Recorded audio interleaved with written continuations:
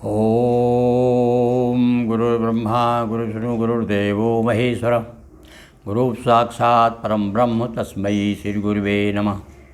वंदे वापतिं सुरगुरुं वंदे जगत्कारणं वंदे पन्नगभूषणं रकधरं वंदे पशूनां पतिं वंदे शूरशाङ्कवन्निनयनं वंदे मुकुन्दं प्रियं वंदे भजनासरं च वरदं वंदे शिवं शङ्करं। नमो ब्रह्मं देवाय गो ब्राह्मणहिताय च जगद्धिताय कृष्णाय गोविंदाय नमो नमः। प्रिय सज्जनों, स्कंद पुराण में भगवान श्री कृष्ण की लीलाएं चल रही हैं। भगवान श्री कृष्ण परम धाम को पहुँचे, उनकी ब्रजलीला को किस प्रकार से उनके पौत्र ने जगाया, और आज हम आपको बता रहे हैं कि उनके जाने के बाद उनकी पत्नियां बहुत दुखी थी। वो जब सारी पत्नियां यमुना जी के पास आती हैं और यमुना जी उन्हें किस प्रकार समझाती हैं, क्योंकि यमुना भी जो है श्री कृष्ण की एक पत्नी मानी जाती हैं। सुनिए। श्री कृष्ण की पत्नियां आई यमुना पास, देखा यमुना को सभी कल कल करते हास।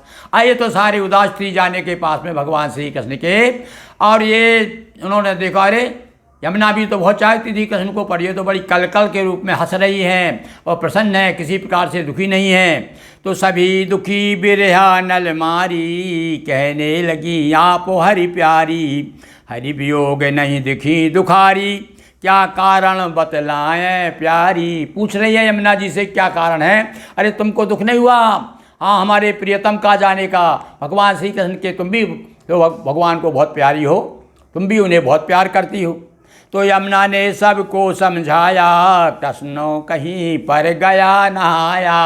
अब यमुना ने बताया कि अरे देखो, ये तुम्हारी समझ जो है थोड़ा उथली है, ज़रा गहराई से सोचो। भगवान ना तो कहीं गए और ना कहीं से आए, वो तो कण कण में रमे हुए हैं, प्राणों में रग रग में वासा, और कहाँ नहीं श्री कृष्ण निवासा। कहो बताओ, कहो सो कहाँ जहाँ प्रभु नाही। बताओ भगवान कहाँ नहीं है। देखो यमुना भी वही बात कह रही है, वेदांत की बात कह रही है। कभी नहीं हम उनसे न्यारे हैं, प्राणों के प्राण हमारे। हम उनके प्राण हैं, वे हमारे प्राण हैं, वे हमसे कभी विलग नहीं हो सकते। अब तुम कुसुम सरोवर जाओ और उद्धव जी के दर्शन पाओ। उनको समझाया, बहुत दुखी थी इसलिए उनको उपाय बताया।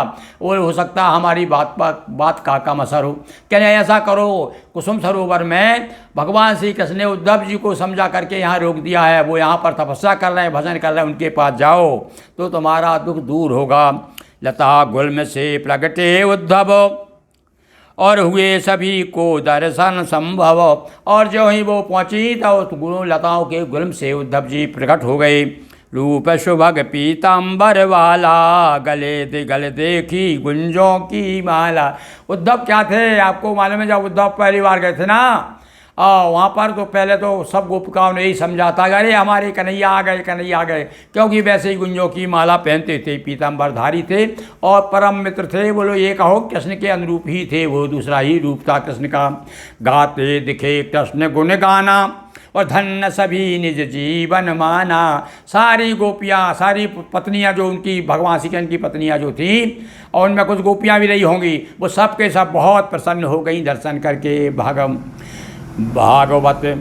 भगवत का महत्व बतलाया, और उद्धव भली भांति समझाया।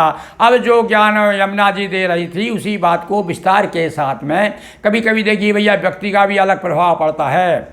एक ज्ञान की बात में एक साधारण आदमी वही ज्ञान की बात कहेगा तो लोगों को पल्ले नहीं पड़ेगी, पर वही उसी बात को एक तपस्वी, एक विद्वान, और जिसके पास में तेज है अपनी विद्या का, बल का, वो जब बताएगा उसका प्रभाव पड़ेगा। अब उद्धव जी भी वही बता रहे, समझा रहे भगवान का महत्व की भगवत्ता क्या है। उद्धव जी ने मास भरो गाया हरि गुण गान, कहा कृष्ण का रूप है भागवत महापुराण। बोलिए भागवत जी की जय। हर हर महादेव शंभो। दोस्तों वीडियो को लाइक शेयर कर चैनल को सब्सक्राइब करें। बहुत बहुत धन्यवाद।